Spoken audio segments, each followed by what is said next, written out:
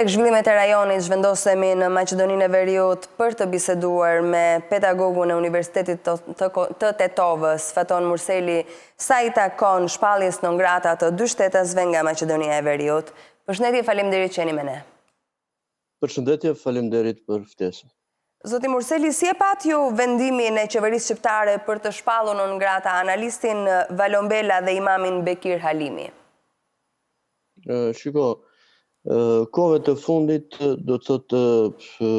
është duke u theksuar një, si të themi, si një formë rivaliteti apo si një formë, do të thënë, keq kuptimi, keq interpretimi apo dhe të themi më thellë një formë përçarjeje e shqiptarëve anë mban, sidomos nga Republika e Shqipërisë, e cila është republikë e gjithë neve, edhe neve shqiptarëve që jetojmë jashtë saj. Unë nuk do të hyja në emra konkret, por si çdo shpallje non grata, ashtu dhe për Shqipërinë, dhe kur bëhet fjalë për shqiptarët, këndej kufirit të shtetit ton atëherë duhet të ketë, domethënë, arsye ose arsyetime se pse këto persona shpallen non grata. Në qoftë se po preodikojmë që arsyetimi është sepse kanë marrë pjesë në protestat që mbahen në Tiranë, atëherë do të thotë edhe unë do të kisha marrë pjesë në ato protesta, sepse edhe ne shqiptarët e Maqedonisë kërkojmë mbështetje nga Shqipëria në rrafshe të ndryshme të jetës sonë. Në qoftë se kryeministri e mban mend fjalën e zotit Arvën Xhaferit, të cilin po e citon shpesh, që në 100 vjetorin e pavarësisë së Shqipërisë kishte thënë 100 vite pa Shqipërinë, që do të thotë që ishte një kërkesë që Shqipëria zyrtare të interesohet më shumë për shqiptarët jashtë kufive të saj, dhe në qoftë se Shqipëria zyrtare e ka për obligim dhe kushtetues interesin e saj për shqiptarët jashtë kufive të saj, dhe ne e kemi edhe obligim moral të interesohemi për Shqipërinë tonë të përbashkët, për tokën tonë të përbashkët. Për shembull, njëra prej arsyeve për të cilën unë do të protestoja, do të ishte zhdukja e kufive mes pedagogëve, apo të themi zhdukja e kufive akademik. Të gjithë universitetet shqiptare, të rojeve shqiptare, të krijojnë një farë bashkëpunimi, të marrin ndoshta dhe pasaporta, sepse këto janë të vlefshme, kërkimet, ulumtimet shkencore për gjithë ne. Dhe jo, domethënë, të shkojmë ne nga mbrapshta të shpallim tani non grata, të shikojmë, domethënë, përpara. E qartë, profesor, në fakt, një nga arsyetimet kryesore të dhëna pasi u bë shpallja e këtyre dy shtetasve non grata, ishte se ata cënojnë, po themi, sovranitetin e Shqipërisë. Në dijenin tuaj, këta dy individ që janë të identifikuar se cilët janë, a përbëjnë vërtet rrezik? Unë besoj që jo. Do të thënë, nuk ka shqiptar këtu në Maqedoninë e Veriut që cënon identitetin e Shqipërisë, por në qoftë se shteti shqiptar ka deklaruar ashtu zyrtarisht, atëherë do të konkrete ta mbulonte deklaratën e njëjtë, sepse në të kundërtën të gjithë ne do të ishim të akuzuar për akuzë të tillë, e cila po s'u mbulua me fakte, do të thotë që mbetet diçka e dyshimt. Por jo, shqiptarët e Maqedonisë së Veriut gjithmonë, domethënë, e kanë dashur shtetin e tyre dhe në kohrat më të liga, të themi, për ne, më të vështira për ne, atëherë kur askush, domethënë, nuk ka mundur dhe ta ruaj këtu flamurin shqiptar, ne kemi mbajtur fshehur razi familjet tona këtu, familjen flamurin e shtetit shqiptar. Çfarë më erdhi mua më interesant dhe të cilën do të doja ta potencoja, ishte, domethënë, shpallja, të themi, në thojza non grata e kryekomandantit të ushtrisë shërimtare të Kosovës, komandantit Tahir Sinani, i cili, domethënë, është e çuditshme se si flasin për komandantin Tahir Sinani që ka qenë një, të themi, sesion anëze goja politikanëve të flasin që komandanti Tahir Sinani ka qenë një spiun apo një gjë e tillë, kur i njëjti ka luftuar, domethënë, në 4 luftra çlirimtare të cilat janë zhvilluar rreth e rrotull trojeve shqiptare. Unë, pra, për këto non gratat, për emrat konkret, të cilët janë gjallë, ata janë vetë dhe le të arsyetohen vetë, por për Tahir Sinanin, i cili është një dëshmor i kombit, i gjithë neve, domethënë më erdhi keq fjalia në mos gaboje zotit Tauland Ballës, i cili kishte deklaruar se ai i përket një kaste spionësh dhe kështu me radhë. Analisti Valon Bela është shprehur se qeveria shqiptare për këtë vendim është koordinuar me presidentin serb Vučić. Mendoni se Serbia ka ndikim në këtë shpallje non grata? Shifve, dhe këto janë konspiracione. Unë nuk do të doja të ndalem në konspiracionet. Mendoj që Republika e Shqipërisë, kryeministri shqiptar duhet të krijojë lidhje sa më të shumta me shqiptarët e Maqedonisë së Veriut, me shqiptarët e Republikës së Kosovës, me shqiptarët e Preshevës, Medvegjës dhe Bujanovsit, dhe kjo duhet të ishte konkrete, e cila lidhje tashmë duket që është dëmtuar, edhe për shkak të, do të thoja, inateve politike të njërit apo tjetrit grupacion. Për shembull, ne kemi parë dhe dim, është e ditur, që kryeministri aktual i Shqipërisë, Rama, do të thotë ka një urrëtie për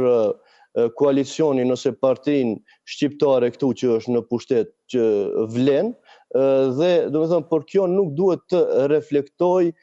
mbi gjithë popullin shqiptar. Përsëri duhet të vazhdojë përpjekja e Shqipërisë për bashkimin e popullit shqiptar nëpërmjet të rrugëve të ndryshme, të cilat janë rrugë të shumta bashkëpunimi,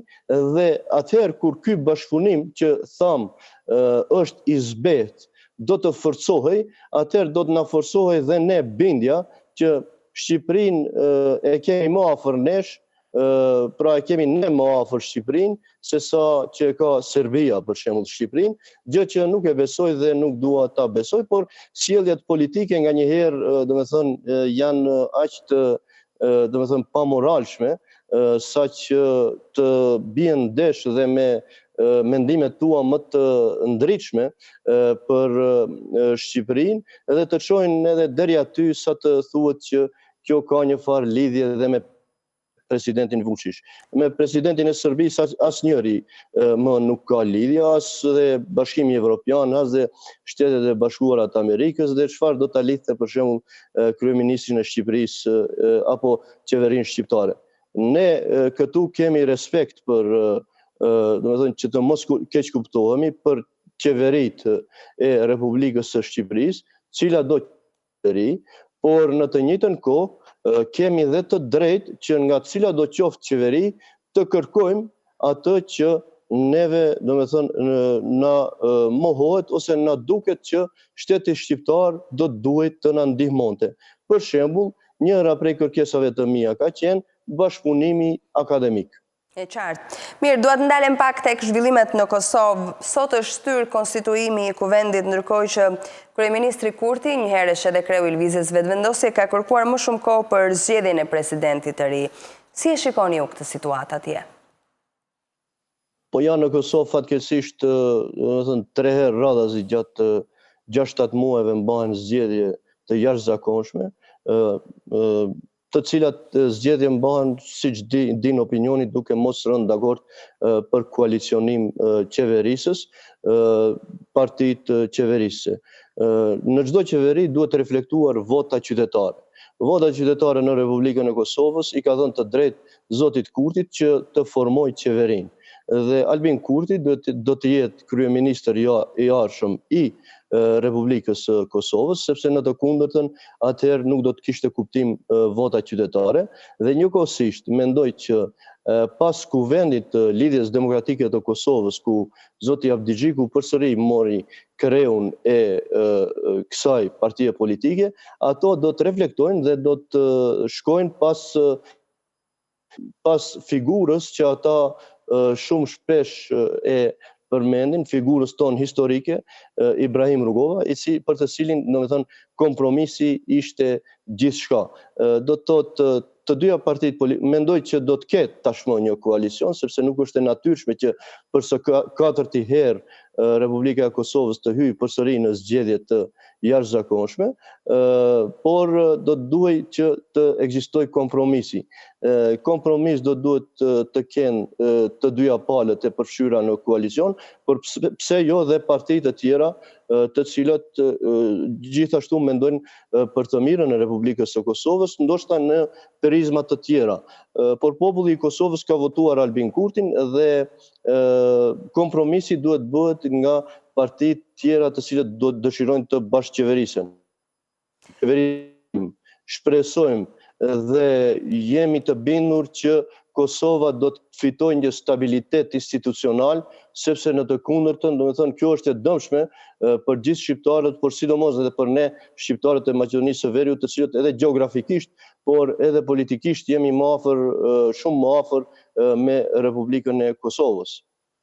E qartë, mendoni që Kosova do të shkojë sërish në zgjedhje apo palët do të gjejnë një dakordsi për të krijuar më në fund institucionet edhe për të zgjedhur presidentin e ri të vendit?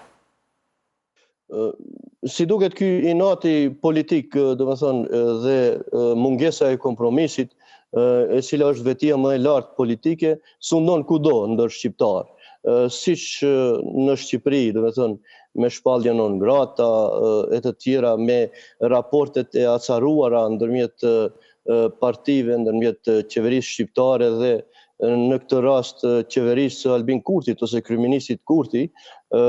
ashtu dhe në Kosovë shihet një raport i tenosur, një mungesë kompromisi, do të thotë për krijimin e qeverisë. Ndoshta këtu nuk dua të preudikoj apo të hyjmë në konspiracione, apo mund edhe të ndikojnë edhe faktorë të jashtëm, të cilët nuk ja duan të mirën kombit shqiptar, që Kosova të vazhdojë të hyjë në zgjedhje, të cilat zgjedhje janë të pakuptimta, sepse dhe zgjedhjet e kaluara ishin të pakuptimta, sepse rezultati përsëri doli i njëjtë, i ngjashëm, domethënë, nga rezultati paraprak i zgjedhjeve. Dhe mendoj që tani është rradha që liderët e Kosovës me të vërtet të tregojnë leadership dhe të takohen, të bashkëbisedojnë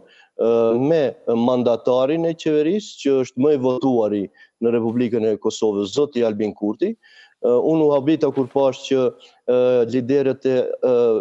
AAK-jës, Aleancës për Armërinë e Kosovës, dhe të PDK-jës nuk pranojnë fare as të diskutojnë, domethënë, me kryeministrin në detyrë tashmë Albin Kurti, dhe ka ngelur varianta siç duket vetëm me lidhjen demokratike të Kosovës. Besoj që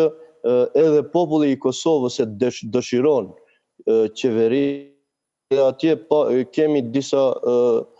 protesta të vogla kundër deputetëve, të cilët kanë marrë sot mandatin e deputetit, por nuk i përfaqësojnë faktikisht qytetarët, sepse qytetarët kërkojnë që atë mandat deputeti, ato deputet ta shfrytëzojnë për ndërtim të institucioneve. Pra kjo është e gjitha.